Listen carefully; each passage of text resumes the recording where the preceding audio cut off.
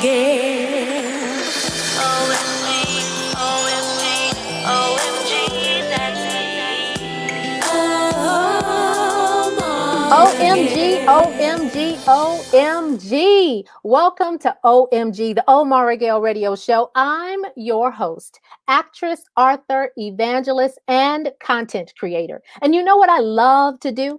I love to help people see things differently. I enjoy when perspectives are widened, and I love serving motivation. It's the perfect blend of motivation and inspiration. And I'm super excited about our radio show today because I have an opportunity to interview a longtime friend, a good sister friend of mine who belongs to the same sorority I'm in. As a matter of fact, she was my mom, my sorority mom, not old enough to be my real mom. She was my sorority mom and everything. We share the same pledge number, grade 8 for those eights out there. And this particular guest of mine has such a personable story that I believe and know will inspire you and encourage you to trust God through the process of whatever it is that you're dealing with. So, would you be so kind and help me welcome my dear friend and sorority sister,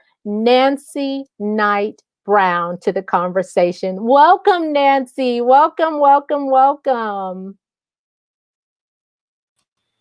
Thank you. Thank you for that warm welcome. I Oh, appreciate it. you are more than welcome. I am so encouraged by your story, and I want everyone else to hear what took place. So let me start with this question that I generally pose to people that are a guest on my show. So the first question that I ask people is, can you recall a time in your life, a challenging moment in your life where you had to truly trust God? It was a nobody but God moment. If you can, just give a little snippet of that, and then we're going to back up and start at the beginning and roll our way through.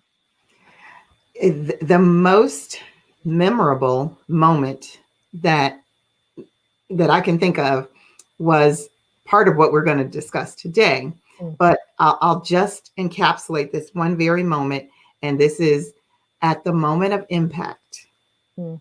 I felt blood drain from my body, Mm. and I felt my consciousness leave me.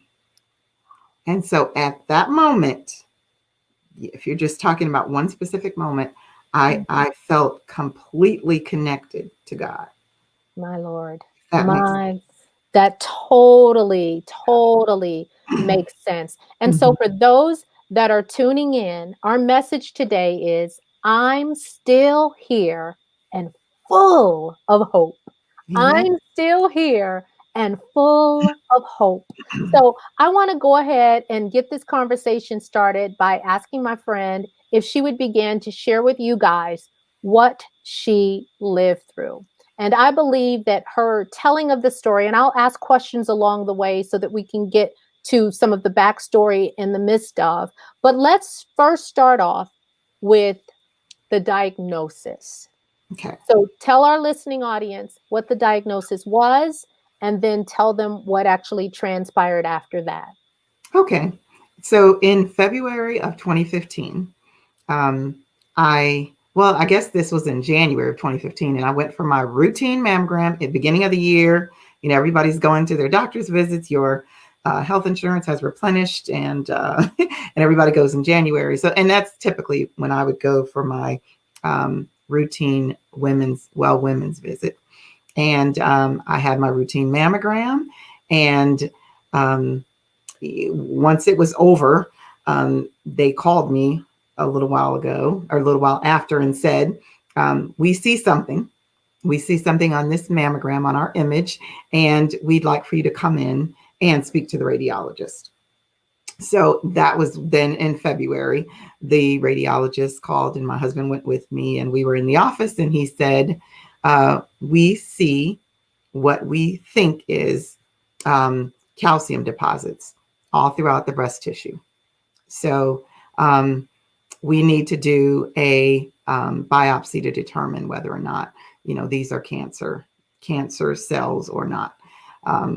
Weeks later, I did the biopsy, one of the most painful processes or procedures you could ever go through, because they are literally sticking the longest needle that they could find, I think, into your tissue and extracting in several places where they believe the cancer is, pieces of cells.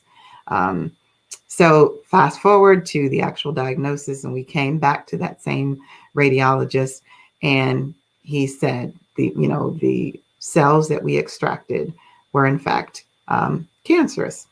So then I asked a silly question at the moment, but I was just like, I have cancer?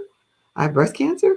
And he's like, yes. And so he said, but there are stages, and there are, we don't know what the treatment process will be, and you're going to have options. So I'm going to just connect you to a oncologist, and you'll go from there. So then I met with the oncologist, and they, said, this is, stage 0, which was, a blessing right off the top, so stage 0, non-metastatic. Well, I don't think they knew at the time whether it was metastatic or not, but stage 0 breast cancer. So we caught it really early. So that was good. But at the moment, whether they caught it early or not, it felt to me still really scary. Just if you've ever had, cancer kills people. So you get to think about your mortality, and oh my gosh, I have 2 young daughters. That was the first thing I thought of. I have 2 daughters that I need to be I need to be here for. So so many other things happened after that. But let me ask this, because you just hit on something. You said you asked a silly question, but it was the reality and the gravity of what you heard the doctor say. Because in your mind, you've done this 1,000 times, or not 1,000, but you've done it dozens of times, and dozens of times it's fine. And there was this extra step called a biopsy, which I have heard is painful because the needle isn't a pointed needle; it's more of a flat kind of a situation. Right. It's a funneled needle. It's got a hole in it because they got to grab the cells. Yeah. Yes, and so I've heard talk about that being an extremely painful reality. But in addition to that, you're hearing the doctor talk, and I've heard it's kind of like the Charlie Brown show, wonk, wonk, wonk, wonk, wonk, wonk. And so then you're coming to yourself as they're talking, and you're processing as you're hearing, as you're responding to the reality that, wait, I don't have time for cancer. I got 2 kids. I got a life. I got a husband. I got stuff to do. Right. So I can only imagine the range of emotions. But while you were in the doctor's office and you heard them and you're processing this, what was your next thought after you asked, after they confirmed? Was it silence? Was it tears? Was it? Well, yeah. And I don't know. I don't know why I felt such shame behind the way I actually felt, but I did feel shame behind my reaction. One, because, I'm a child of God. I know I have such strong faith, and I know better, right? I also know that, realistically, if I had, if I had been thinking clearly, cancer is treatable. Early stage breast cancer is treatable. And of course I came to that realization later, but my overwhelming emotion was fear and sadness. And yes, there were tears, because it was, I don't know. I felt like I have done all the right things. I'm not a smoker. I'm not a heavy drinker. I'm not a drug user. Just, I try to take care of myself, these things. And that's when the shame came in, because it was after I thought about it, I was just like, do not fall into that why me? Why is it happening to me thing? That came later, because I did wallow in it for a minute. But Nancy, you've said something that is just real. I mean, I trust God. I Mm-hmm. know he's Abba Father. I know that he will work it out for my good. I have Mm-hmm. faith he can heal anything. I Mm-hmm. believe that one touch from him is all it takes for it Yep. all to go away. And yet he wrapped us in flesh. Yes. And he wrapped us in flesh, and we process because we are in flesh. And it doesn't mean to see, and this is the difference. Shame, and I'm reading a book. I'm a part of a book club, and we're reading a book called Daring Greatly.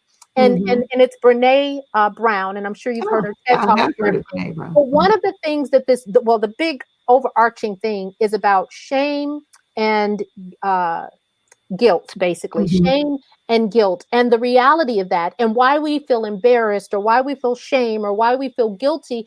And the reality is, shame silences us. Shame silences us, but it doesn't mean that we don't experience it. And we're not supposed to squelch it or put it underneath the rug. We need to experience that so that we can then get to the place that you ended up getting to. But you can't Right. rush shame. You can't rush shame. It's got to have its course. And Mm-hmm. and the reality was, you had the processing of the feelings. You Mm-hmm. had to process it. Yeah, I had to get through it There was to no get to lane the end that of it. Yeah. you couldn't jump to the end of the story. You had to Right. go through the process. It's like baking a Mm-hmm. cake. You can't put the ingredients in the bowl right away and go, Right. presto, the cake is done. Yeah. No, there's a Exactly. process, and there's a heating and a temperature situation that causes it to rise up to where it's supposed to be. And that's when God reveals himself, so that you then have the story. Because had you not felt what you felt, had you Mm-hmm. just been valiant from the beginning, that would have been an Mm-hmm. awesome testimony. But that Right. person, that Mm-hmm. person that's listening to this conversation between you and I right now, Yeah. that person who just heard the diagnosis for the very first time, and they are feeling the gravity and the weight of it, Mm-hmm. they would think something was wrong with them if they're a child of God, and That's they right. didn't, for a moment or an hour or a week or a Yeah. month, Yeah. allow that disappointment or the grief of what you thought you had done right Mm-hmm. sit on Mm-hmm. them. Yep. Yeah. So Yeah. so go ahead and share with our listeners, turn the page, peel back Mm-hmm. the Band-Aid, and allow us to actually view your scars. What Okay. your internal and spiritual and emotional scars were like, and then take us forward to, when you actually went through the surgery. Right. So I mentioned to you, and I know the listeners don't know that, but there's an additional layer to this story. So Hmm. there's an additional, whoa, Yeah, to this I'm gonna whole, get to that. I'll to this bring it whole up, and story. we'll unpeel that one too. Okay. So yeah, so I met with two doctors, a breast cancer surgeon and a reconstructive surgeon as well. And they told me what my options are. You could, I didn't, and what's weird, and I'd like to share this too, because Sure. not everybody's cancer presents itself the same way. Yeah. So mine was a a whole litany, a whole slew of calcium deposits, cancerous calcium Mm. deposits, like little spots all over my breast. I never got a lump. I wouldn't have ever found this cancer. Wait. Hold it. So Yeah. when you went to get your mammogram, this wasn't Hmm. based on a lump. This Nope. wasn't based on an irregular. It wasn't based on the feeling of it Nope. or them seeing a lump. They saw Nope. calcium deposits, and Yep. and then That's were wise enough to say, "Wait a minute." that's right. That's not right. And they said they had seen similar calcium deposits when there's been trauma to the breast, like if you fell down or bumped into something. And so Mm. they were initially, not convinced that And it was cancerous. So the ladies calcium and men, deposits. are you Yeah. listening? Listen Yes. careful. So we are Hmm. to do self-examinations, and we Yeah. are to be vigilant to make sure if there's any changes, if you see any additional moles and marks or Hmm. pimples or bumps, as Pain we or call it, anything like that. hangings I or had none of blood it. coming from your nipple, all of those things you look for. That's Definitely right. keep an eye out, keep your antennas and your radar open for them. And yet, But it does not replace the mammogram. it Right. doesn't replace a mammogram. That's right. Every year, So go and get the mammogram. every So go year going ahead, to. Nancy. Go ahead. Yes. So that was my challenge. So because my calcium deposits were definitely cancerous and they were spread all over, I thought, and I asked them, because this is stage 0, do we have to do something right now? I mean, is this something that can it be treated? through radiation and it'll go away. The Mhm. doctor said 100%, if we don't do anything now, it will evolve into to full-blown cancer. We don't know if lumps will come of it. We don't know if it'll just, spread more readily with the calcium all over, your breast. But there's a 100% chance that this is going to turn. It's cancer. It's going to grow. That's what cancers do. Oh my God. And so he said radiation won't do it. However, if you remove the tissue, you won't have to do radiation because you're just taking it out. So I had the option of doing a single mastectomy or bilateral, and my choice was if it developed in one breast, it may develop in the other. And if I don't have we don't have a noticeable lump that we can do a lumpectomy with, although I probably would have opted for the full mastectomy anyway. Yeah. I did bilateral. I did a bilateral. I said, you know what? Let's pull all the tissue out on both sides. Yeah. That way I think I can sleep and rest at night. Rest easier knowing all that tissue is gone. Now there's no guarantee it won't come back other places or and I was, there have been so many blessings that came of this afterwards, to find out that, after the bilateral mastectomy, there wasn't any cancer in my lymph nodes.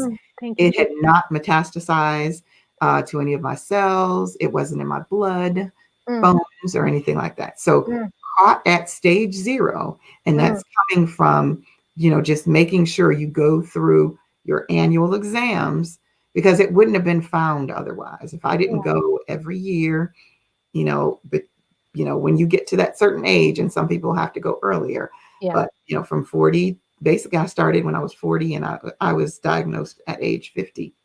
So for 10 years, I was going without any incident. And so I did opt for a bilateral mastectomy, and I had options whether I could do implants or I can take my own tissue from other parts of my body, and they can place them inside of your breast. And that's what I opted for. I forgot the name of the procedure. So you opted for the transplanting of tissues to the breast area in order to reconstruct, instead of allowing a foreign item or object to be inserted in your body. That's right. Instead of implants. I had heard that implants leak and they're misshapen, so that's what I did. Okay. So I'm going to do this. We're going to go and talk about this. That we're going to continue talking about this, and then we're going to turn the page to that other chapter. But I'm going to pause for a second. We're going to take a break. I want to remind you guys that you're listening to OMG, the Maura Gale radio show. And of course, I'm your host, and my special guest today is none other than Nancy Knight. You also are aware that this is under the umbrella of uptomeradio.com, where we reach currently over 1.8 million listeners. And so thank you if you are a new listener. Thank you for rolling with your girl. And if you are a longtime listener, I appreciate your support and sharing of the show. Also want to remind you that our show is available via podcast wherever you listen to your podcast: Spotify, iHeartRadio, iTunes, as well as Google Play and the Stitcher app. So be sure to check us out on all of those platforms. We'll be right back right after this very short announcement. Arbonne International. Live well, age well. Healthy living inside and out. Okay, welcome back. Welcome back to OMG, the Maura Gale radio show. And of course, I'm your host, Maura Gale, actress, author, evangelist, and content creator. And my special guest today is none other than Nancy Knight Brown. And when we left off, she was about to tell us the process after the reconstruction and some of the things that have occurred in her life. And so where we left off, Nancy was about to share with us the next phase of this journey. So be sure to listen in closely and take notes, because of course we want you to grow from this, and we want you to be prepared in the event this ever happens to you or someone you love. So Nancy, go ahead and share with our listeners what took place after that. Okay. So once we decided that my choice of surgery was a bilateral mastectomy, and it was a procedure where they take tissue from your abdomen and moved that to the breast area. They took that tissue, and there's a process of reattaching the nerve muscles and everything. So it's quite a process. It was an all day surgery, basically 12 to 15 hours that I was going to be in surgery, and the surgery went fine. It was May 7th of 2015. Again, we'll never forget that date. And I came out of surgery. The doctor said that it went really well. But when I woke up, I was bandaged from, basically from my neck to my, lower abdomen. And it just felt tight. I didn't feel anything because it was numb, and I had local anesthesia and all that. So after a few days, they went ahead and sent me home to heal. I had drain bags or drain pouches that kind of drain the fluids from your body that I had to keep. I had to keep up with. It's a long process, and I won't bore you with that. But just know that I was sufficiently bandaged and stitched up, from the breast area and the abdomen area. So they were, the plan was to, come back in a few weeks and check out, the progress and the healing, and then make the next determination of what my next, treatment would be. 2 weeks after my surgery, on May 21st, I rode in the car, I had been in the house for a couple of weeks, and I wanted to just take a ride with my sister to take my daughter to school that morning. I just got up, we had some coffee. We were going to go get some coffee. And I was just going to ride and then come on back. On our way to my daughter's high school, I was involved in a horrible car accident. So someone, as we returned, someone ran the light and ran into us. A big truck ran into our car. And on my side, thank God, because I'm so glad that the impact didn't happen where my daughter was. So yeah, if you're a mom, you know what I mean. I would much rather bear the brunt of a collision than I want her to. But the bad part about the accident was that not so much the impact. The impact, yes, it deployed the airbag because it was so vicious. He was going really fast and hit the side of the car where I was. The airbag deployed and the seatbelt cinched. So remember when I Oh my said gosh, the seatbelt that is across your that is body. across my body and across my abdomen. Oh, that's right. Where all the oh my goodness, because you Yeah, were bandaged. Okay, so you were I was technically bandaged bandaged from chest to what? Little bit below the abdomen, like almost to that's my what I hip. thought. That's Yeah, what I it was bandaging because it was a scar from one end of my abdomen to the other. thought. It was a long incision, and when the seatbelt cinched, that would normally protect the person and keep them in the vehicle and not ejected, and it would have been a horrible accident without that complication. Mm-hmm. But the fact, because when at impact, my knee was broken, my sister's both of her ankles were broken, and my daughter, praise God, Nothing. unscathed, Jesus. nothing. And how She old was was your daughter right behind again? me. She was 17 at the time. So Yeah, so there were broken bones yeah, in you, and she was unharmed.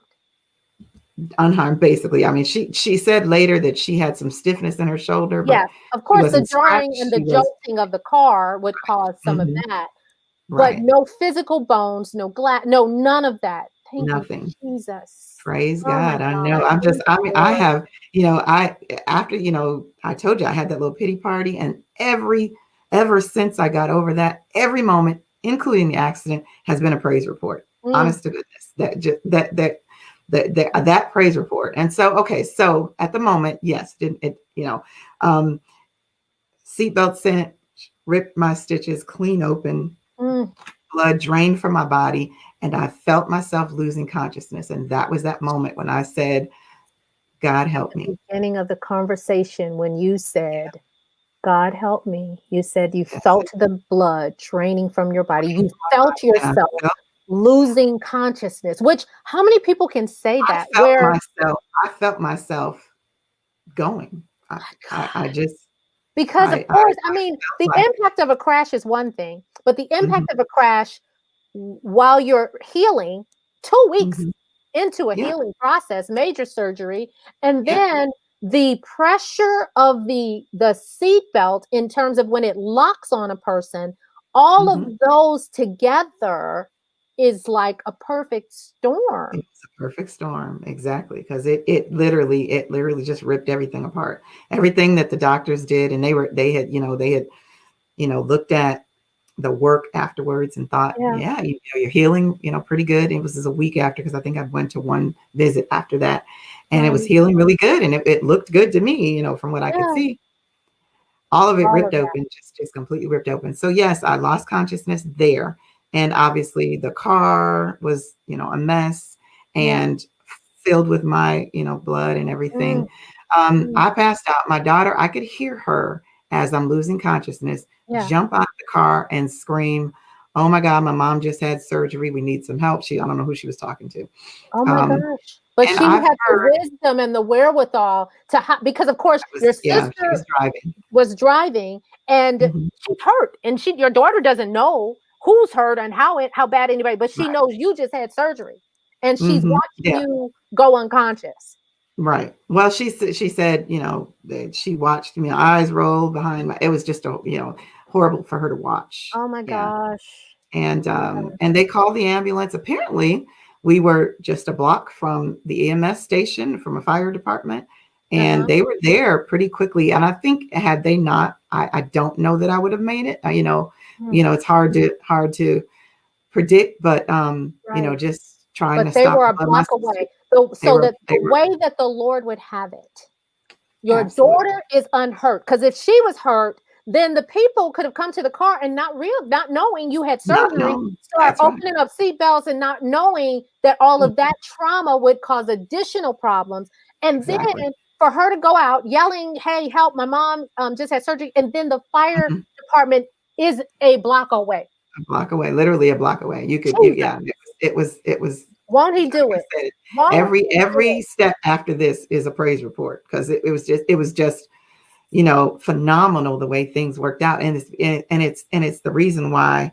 Okay, so I don't have any recollection of anything other than, and people, and they've since told me what happened, but Mhm. apparently I was taken to the hospital, and I woke up in the emergency room, because they had given me a blood transfusion. Mm. So I woke up by the time they replenished the blood that I had lost, and apparently had lost vital signs, but they got the blood back in me.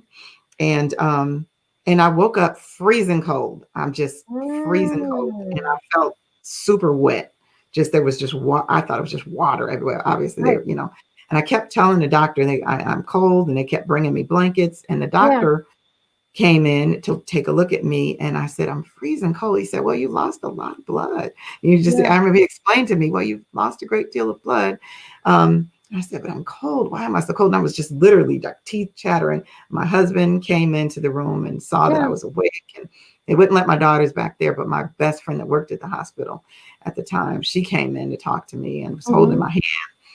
And they were like, "We have to take you in emergency surgery, and the surgeon, the reconstructive surgeon, is on his way." And he got there super fast. Obviously, he told me later, just when he heard about it, he was like, "Oh my goodness." Because he So knew he had just worked on you and the time that went into working on you, the preparation for it all, and and he then to also, hear that that took place. yeah, he also knew how little time he had to get there and fix it. So yeah. Jesus. Yeah. So yeah, so that was, like I said, 2 weeks from the surgery day. But the next day, okay, so there's more praise reports after this. So the next I day, love it. I love it. yeah. The So praise the next report. day after, yeah, definitely the praise report. Keep track of them, because there's a ton of them. So the next day, I'm in my. I think it was the next day. It may have been the same day. No, it had to be the next day because I couldn't have been sitting up that quickly. But yeah, next day, I'm sitting up in my bed and I'm talking to everybody.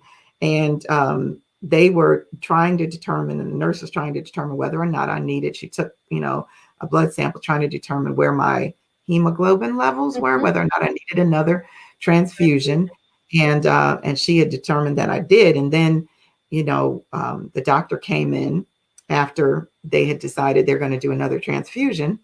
And he peeked in and he stared around and looked at me, like, hi, like you're up. And I said, yeah, I feel fine. And of course my family was there and he just started he was just like, his face was sheet white. And this wasn't the doctor that did the reconstruction. This is the doctor that was talking to me. Yeah. He was a hospital doctor and he was saying that you lost a lot of blood. And he just said, and I said, what's wrong? Because I asked him, because he had such an odd look on his face. And I asked him what was wrong because I'm thinking he had something. He said, I guess it just wasn't your time to go. As if to tell me, you should have died. Sweetheart, you should have died with all the trauma that happened to your body and with all the loss of blood and injury to an injury, injury to an injury and a car accident and a loss of blood and passing out. Mm-hmm. He was He looking said, at I guess it just wasn't your time. And I think he was not only surprised that I had made it, but I'm up talking. Wow. I was, Jesus. yeah. So that's another praise. And yeah, I get goosebumps now just thinking about the look on his face when he came into the room, and I'll never forget it. And I just said, "What's wrong?" Because I'm concerned for him or what he's got to say. Yeah. And he said, "I he guess." was literally just like, I'm watching a miracle because He said, she's "Yes, it still wasn't." here. Yes, it Oh, yeah. wasn't her time. I said, "I guess not." I'm thinking, what does that mean? But we found out later, and I read all the medical reports. The EMS people, the car people that impounded my car, and the police that came to the scene, all thought I died. That you When had my husband expired. died, that iPad, they thought that was a fatality. Yeah, my husband went back to get my car, and he Yeah. talked to the guy that got the car, Yeah. that the car after they whisked me off. Yeah. And they told him, the police and the paramedics, not the paramedics, the police told him that they were pretty sure it was a fatality. And yeah. And my sister was telling my husband when he was rushing on the way, because she was able to get in touch with him. She said, hurry up. I don't know if she has that much time. He said, hurry up. She said, hurry up. I don't think she's got that much time. So by all accounts, by everybody but God thought that it was God was like, I know the beginning and I know the end, and this is not the end. not. You're going to not only live, but you're going to live to testify about it, which is why I'm so honored that you would entrust me with your story to be able to share it with all those that are listening, because God uses us. And a good friend of mine, Trudy, said, as long as there's a pulse, there's a purpose. And so today we got an opportunity to see, no matter what kind of hell you go through, no matter what kind of storms may rage. And this was a double knockout kind of storm. It was like getting hit with an earthquake and then a tsunami coming right afterwards. Yeah, These weren't small things. This was major. But God, who is able. It was the time when I truly knew the meaning of God won't give you anything you can't handle. He won't, and I was just like, ooh. Jesus. Jesus. Thank Yes. you, Lord. Thank you, Lord. Thank you, Jesus. Well, Nancy, I told you when you shared this portions of this story with me, I told you I knew that it would be exactly what we needed during this holiday time, because there are a lot of people right now under the sound of our voice who are dealing with feeling alone, that are dealing with sickness in the body, disease in the body. We've got an invisible killer, silent killer in the air, and so there's a lot of people that really need to know what hope, sounds like, feels Mm. like, and looks like. And you Yes. are a walking billboard, baby. You are Ooh. a walking billboard of what God can do. And Mhm. when we are surrendered, when we are surrendered to say, okay, Lord, I'm going Okay. to recognize all these Mhm. praise reports in the midst of, because you could have still been in, why did I have to do this, and why did I have to go through this, and why did I, but none of that. You were at, No, Lord, thank you. no. Yeah, the like I said, I never had a pity party behind the Mm, accident because it was just too much to be thankful for. It's the stuff yes, you can't ignore. My yes. daughter was walking. I mean, just, my sister could have been killed. I could have been killed. It could have been so So much much worse. worse. So, Mm, yeah. So, yeah, mm. there was no room. There was no room for any why me's or pity. I was just, thank you, It was Jesus. it was look, devil, I'm gonna give you a black eye on this one, because Right? I'm going into high praise. What you meant for bad, God turned around for good. And I'm so Amen. grateful that you were transparent and open to share that Mhm. reality and that truth with our listeners. Yes. Again, everyone, this is my dearest friend, Nancy Knight Brown. And so, Nancy, I wanna pivot just a little bit. Because in addition to, of course, the reconstructive surgery and the cancer diagnosis, and then the car crash and the transfusion and the doctor turning ghost white behind, how are you even still here? Right. Your faith was not only strengthened, but you saw test. You saw all of the tests that incurred. And so that kind of brings me up to this next point that I wanted to share with our listeners. I know that for a living, you're in the insurance space, but Yes. you also found yourself giving birth to a new baby. And I call it a Yeah. baby because any personal business is like a baby. So Mhm. why don't you share with our listeners a little bit about what your current venture is, so that they can understand that no matter what age we're at or what time and space in life, when daddy calls you to more, all you need to do is have a yes in your mouth and your spirit in all capital letters with sparkles around it, and daddy Yeah. God will make your dreams come true. So why don't you share a little bit of that with our listeners? Okay, will do. Um, I about a year ago, I got to thinking about, my retirement and what that would look like comfortably for me, and thought about a plan B. I do work full time in the insurance industry, and it's been good to me, but I do want to retire. Um, you know, within the next 9, 10 years. And I wanted to be able to save at a more rapid pace. I want to take some vacations while I'm still young and vibrant. And I thought about doing something other than something part-time other than my normal job till it's time for me to retire. So I was presented with an opportunity by a business partner to start my own online health, beauty, and wellness business. So I'm a consultant for Arbonne International. Arbonne is an online health, beauty, and wellness company. The products that this network marketing company produces are vegan, gluten-free, non-GMO, halal certified. Arbonne International is a B certified corporation. To summarize what that means, it means that your company puts people and the planet over profits. So I fell in love with the business concept, and I fell in love with the products. They are absolutely amazing. I have done a complete turnaround in how I um, live more healthy, and that's internal. The focus is mind, body, and spirit.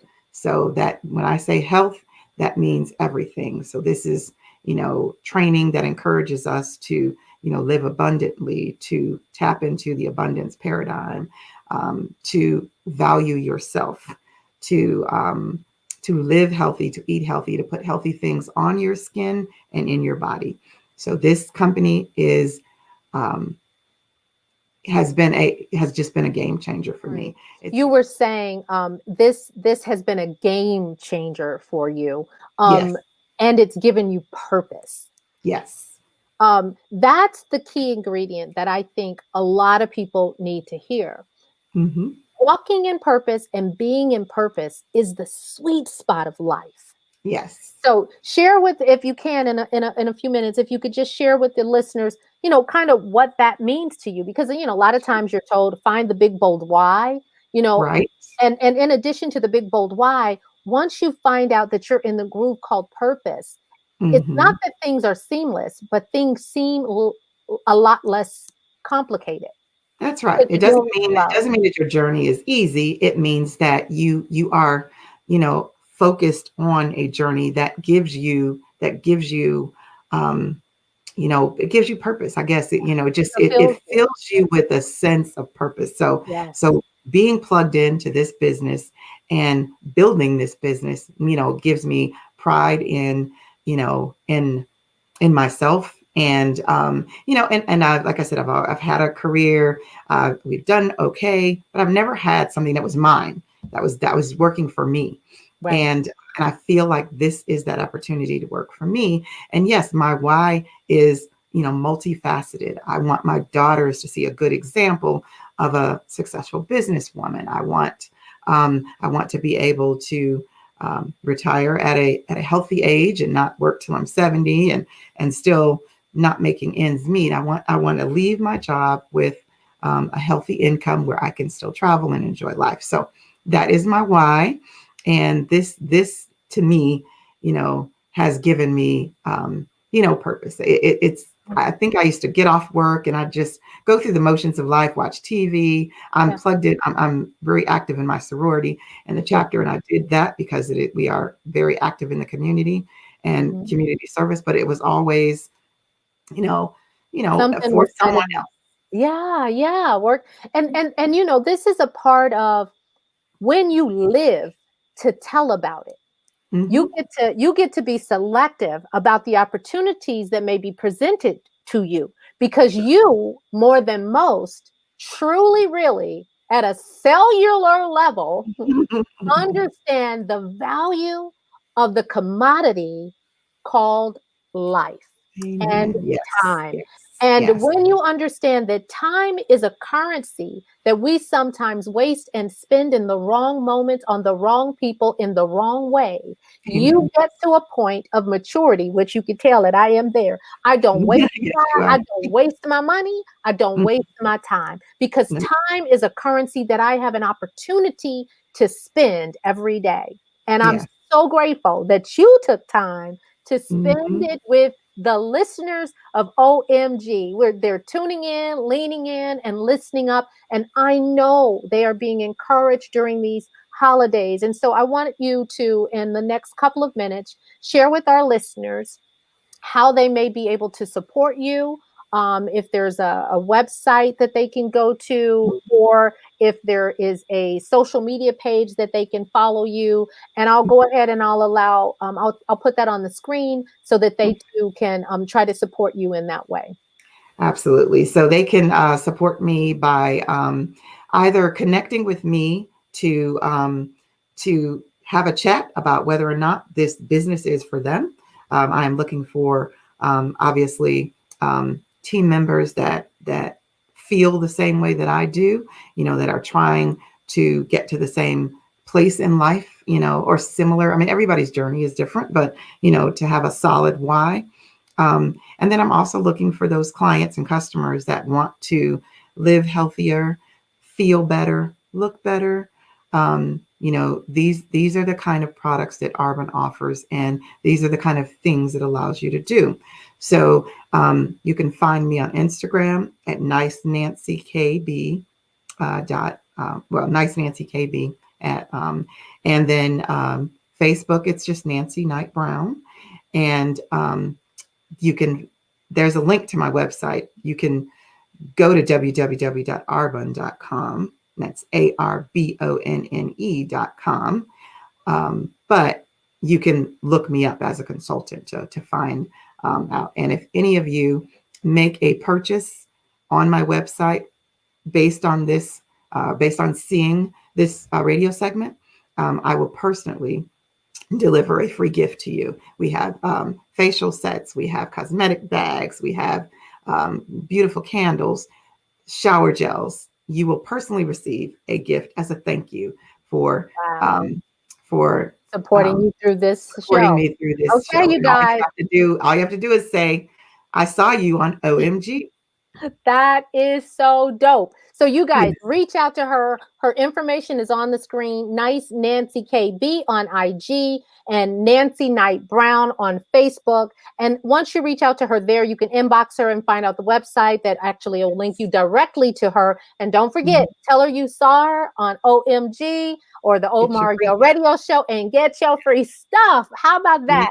Nancy, I yeah. thank you so much. You've been a true inspiration to all those that have ears to hear. May God truly bless you, your family, and your hands and the fruit of your labor. And may everything you touch prosper. God bless you Thank so you. much. You're more than welcome.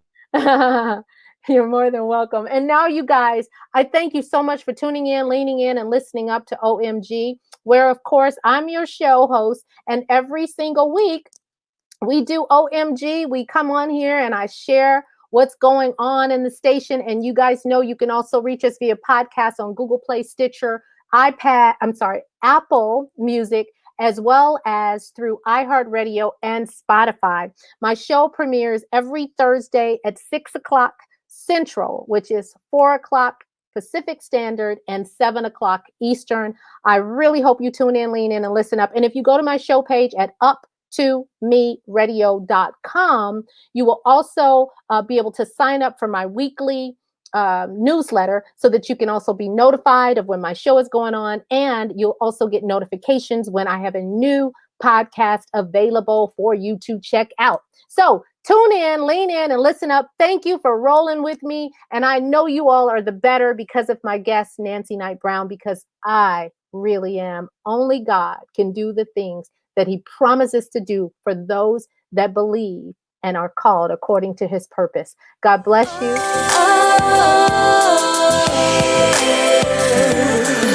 OMG, OMG, OMG, that's me.